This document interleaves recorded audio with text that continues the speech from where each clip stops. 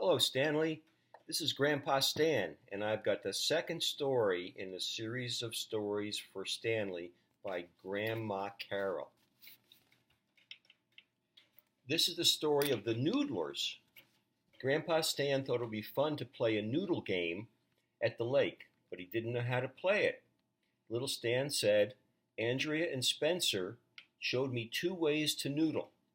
First, you can use the noodle as swords or pretend lightsabers and make believe you are in Star Wars. Andrea and Little Stan had a pretend sword fight, but it was hard to tell who won. Next, Andrea showed me how to fill a noodle with water and spray at our friends. Little Stan said, I'll show you. This noodle game needs four things: noodles and a lake and two people.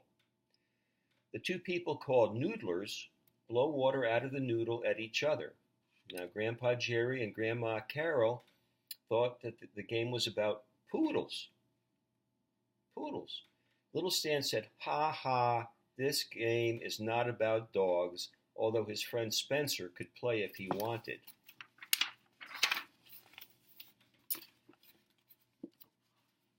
Noodlers, Little Stan, and Grandpa Stan filled the noodle with water from the lake and blew it at each other on the dock.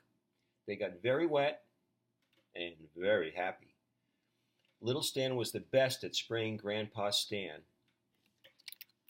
Then Grandpa Jerry walked onto the dock when Little Stan and his noodle were in the water.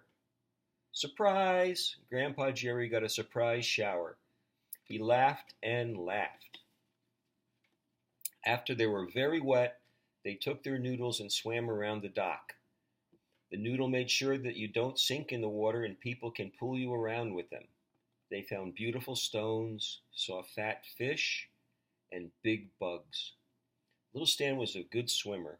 He swam with Grandpa Jerry, Grandpa Stan, and his mom.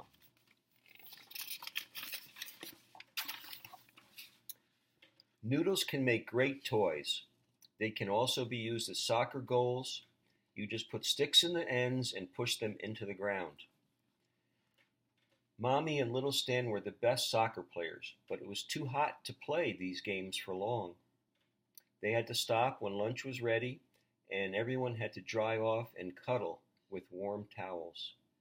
They sat in the green swings by the lake and talked and talked and talked.